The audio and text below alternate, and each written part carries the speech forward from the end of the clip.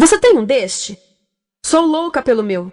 Na verdade, adoro todas as minhas coisas. Já se perguntou de onde vêm todas as coisas que compramos e para onde vão quando nos desfazemos delas? Não conseguia deixar de pensar nisso, por isso quis saber mais sobre o assunto. E os livros diziam que as coisas se deslocam ao longo de um sistema.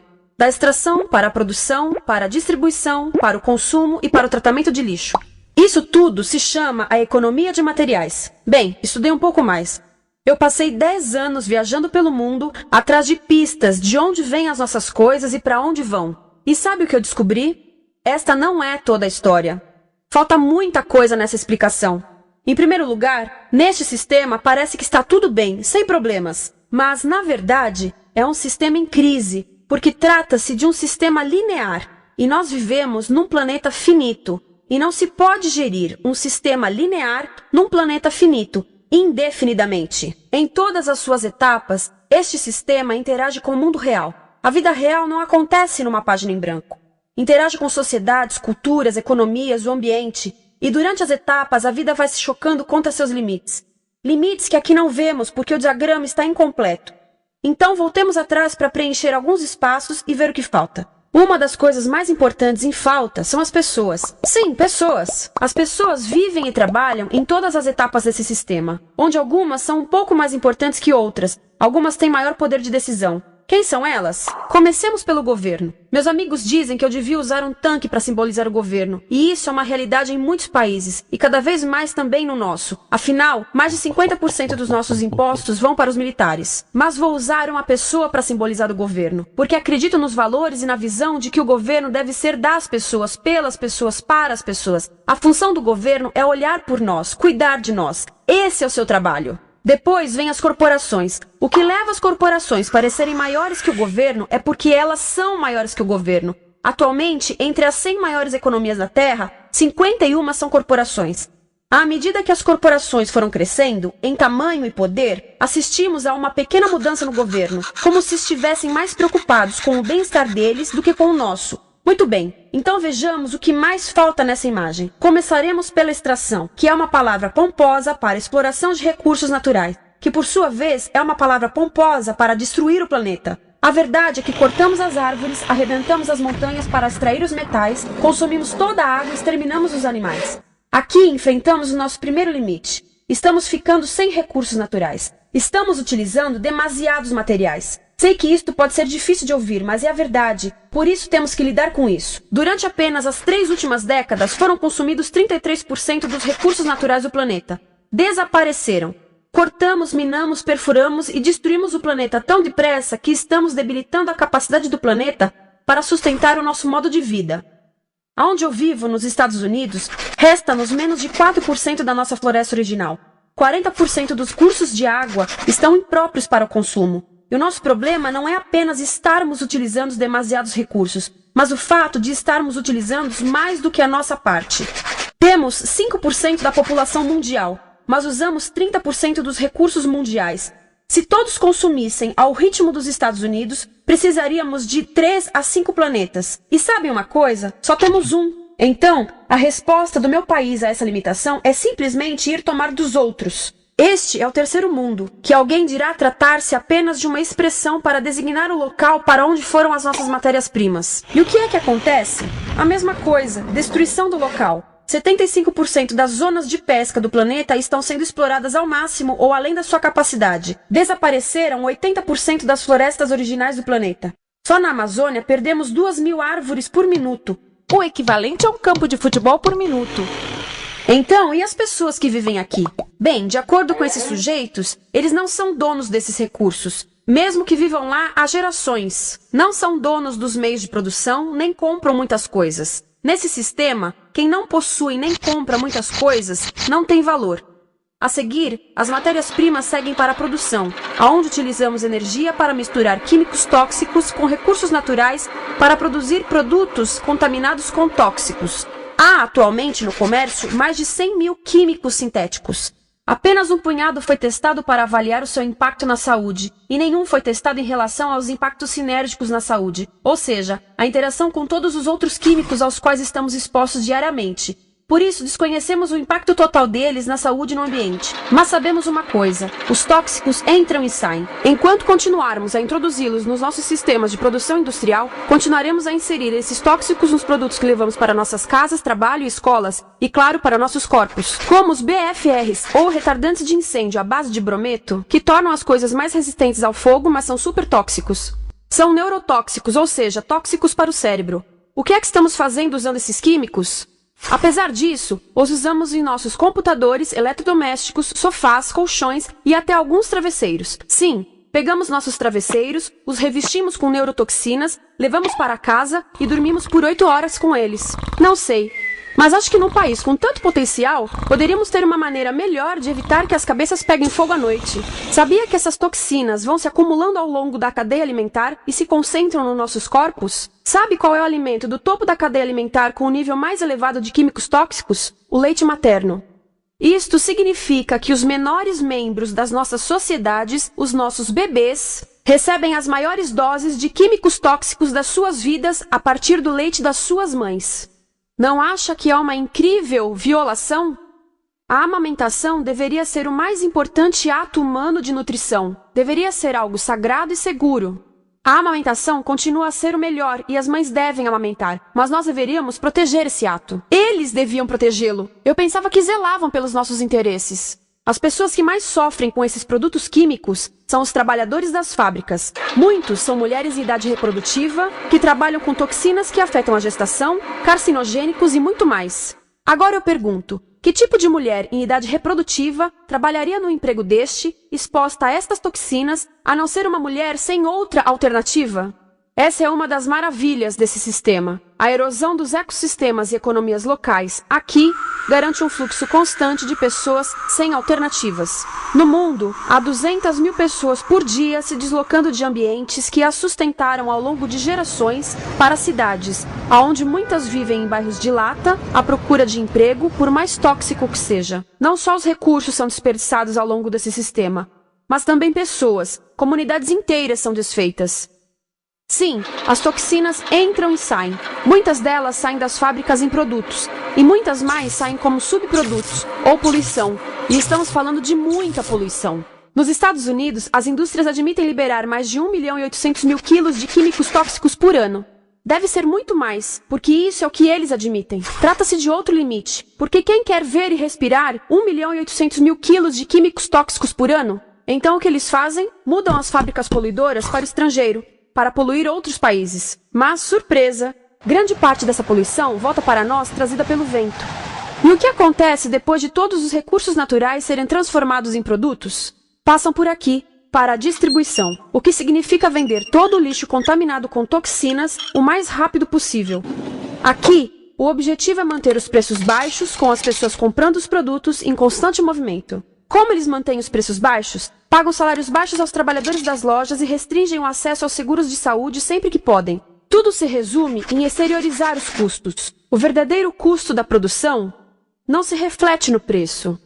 Em outras palavras, não pagamos aquilo que compramos. Outro dia estive pensando nisto. Ia a caminho do trabalho e queria ouvir as notícias. Por isso entrei numa loja para comprar um rádio. Encontrei um pequeno rádio verde engraçado que custava $4,99. Na fila do caixa pensei, como $4,99 podem refletir o custo da produção e transporte desse rádio até ele chegar nas minhas mãos? O metal deve ter sido extraído na África do Sul. O petróleo provavelmente do Iraque. O plástico produzido na China e talvez montado por uma criança de 15 anos numa fábrica do México. $4,99 não paga nem o aluguel do espaço ocupado na prateleira, nem parte do salário do empregado que me atendeu, ou as viagens de navio e caminhão que o rádio fez. Foi assim que eu percebi que eu não paguei o valor do rádio. Então, quem pagou? Estas pessoas pagaram com a perda do espaço dos seus recursos naturais. Estas pagaram com a perda do ar puro, com o aumento de doenças como asma e câncer. As crianças do Congo pagaram com o seu futuro, pois 30% delas abandonam a escola para trabalhar nas minas de coltan, um metal que usamos em aparelhos eletrônicos baratos e descartáveis. Estas pessoas pagaram por não ter direito ao seguro de saúde. Ao longo desse sistema, pessoas contribuíram para que eu comprasse o rádio por $4,99. Mas essas contribuições não são registradas por nenhum contabilista. É isto que eu quero dizer com exteriorizar o verdadeiro custo de produção. E isso nos leva à seta dourada do consumo. O coração do sistema, o motor que impulsiona. É tão importante proteger esta seta que se tornou prioridade daqueles dois sujeitos. É por isso que após o 11 de setembro, quando nosso país estava em choque, o presidente Bush poderia ter sugerido fazer luto, rezar, ter esperança, mas não, ele disse para fazermos compras. Compras! Nos tornamos uma nação de consumidores. Nossa principal identidade passou a ser de consumidores. Não mães, professores, agricultores, mas consumidores. Nosso valor é medido e demonstrado pelo quanto contribuímos para esta seta. Quanto consumimos. Não é isso que fazemos? Compramos, compramos, compramos. Manter os produtos circulando. E como circulam? Sabe qual a porcentagem dos produtos que circulam através desse sistema que ainda são usados 6 meses depois da venda na América do Norte? 50%? 20%? Não, 1%. 1. Em outras palavras, 99% das coisas que nós cultivamos, processamos, transformamos, 99% das coisas que percorrem o sistema são lixo em menos de 6 meses. Como é que podemos gerir um planeta com esse nível de rendimento? Mas não foi sempre assim. Hoje, o consumidor médio americano consome o dobro que há 50 anos. Pergunte à sua avó. No tempo dela, a boa gestão, a engenhosidade e a poupança eram valorizados. Então, como é que isso aconteceu?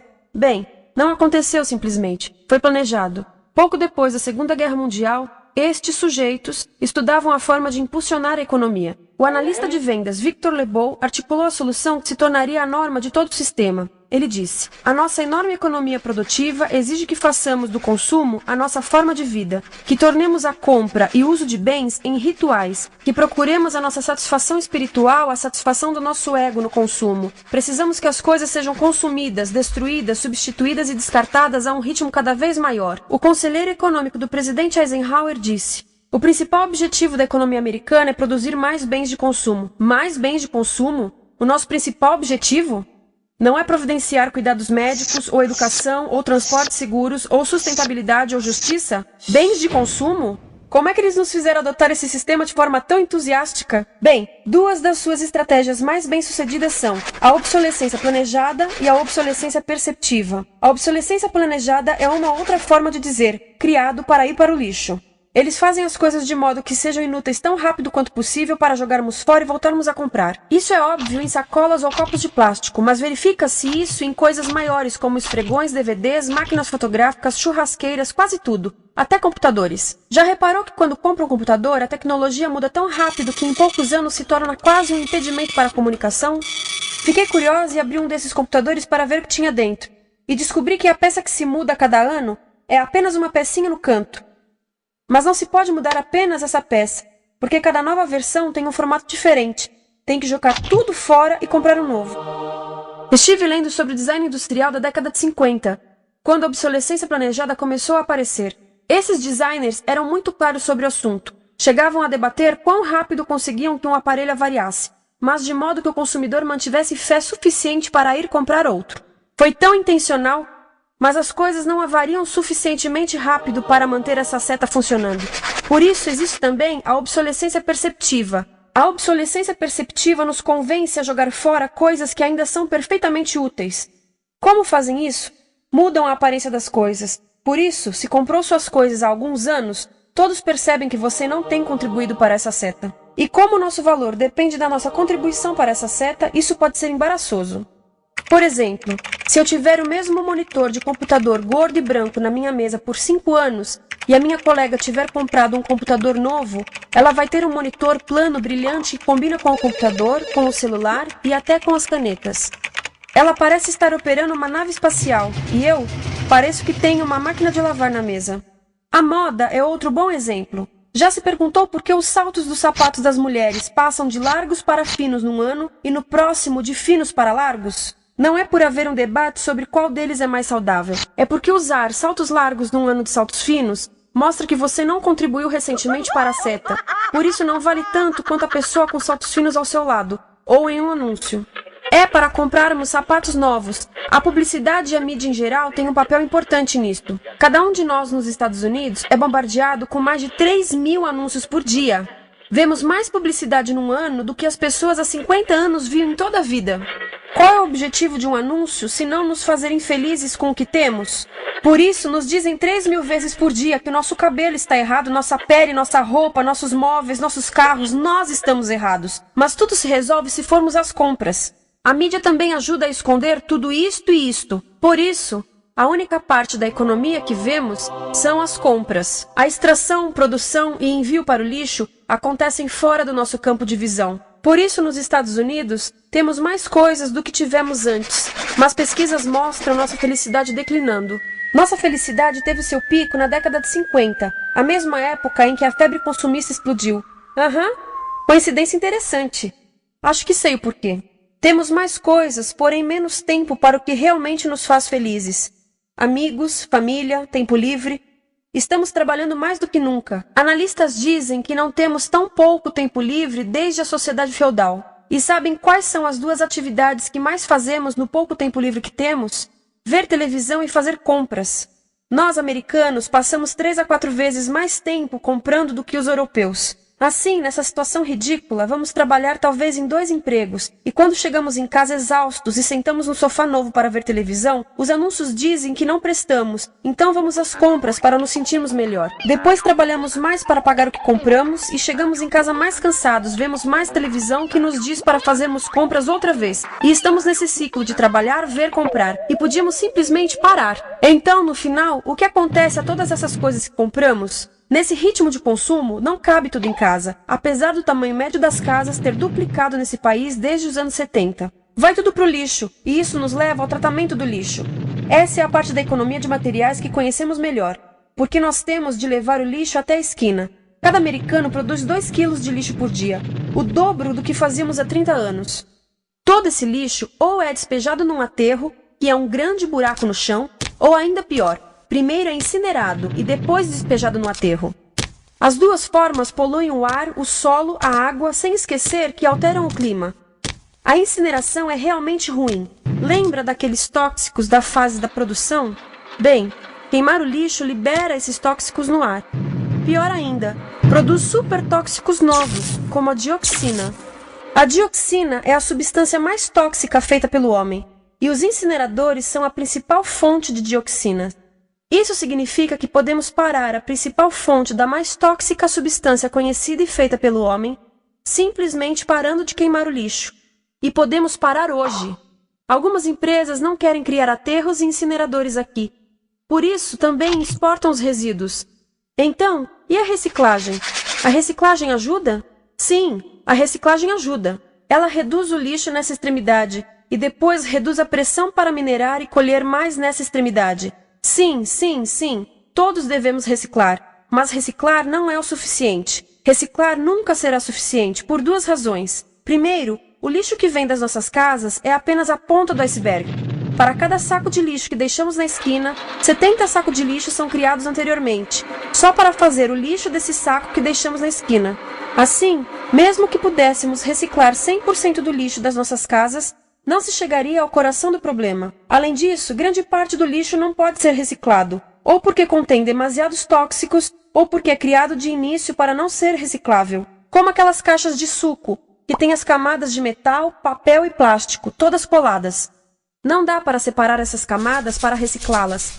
Como se vê, é um sistema em crise. Por todo o percurso, estamos batendo em limites, do clima em mudança ao decréscimo da felicidade. Simplesmente não está funcionando. Mas a parte boa de um problema tão generalizado é haver tantos pontos de intervenção. Há pessoas trabalhando aqui salvando florestas, e aqui na produção limpa. Pessoas trabalhando em direitos do trabalho, em comércio justo, em consumo consciente, no bloqueio de aterros e incineradores. E muito importante, em recuperar o nosso governo, para que seja realmente pelas pessoas e para as pessoas. Todo esse trabalho é criticamente importante, mas as coisas vão realmente começar a se mover quando enxergarmos as ligações, quando enxergarmos o panorama geral. Quando as pessoas ao longo do sistema se unirem, poderemos reivindicar e transformar esse sistema linear em algo novo, um sistema que não desperdice recursos ou pessoas. Porque aquilo de que precisamos nos livrar é da antiga mentalidade de usar e jogar fora. Há uma nova escola de pensamento nesse assunto, e é baseada em sustentabilidade e equidade, química verde, 0 resíduos, produção em ciclo fechado, energia renovável, economias locais vivas, já está acontecendo. Há quem diga que é irrealista, idealista, que não pode acontecer. Mas eu digo que quem é irrealista são os que querem continuar pelo velho caminho.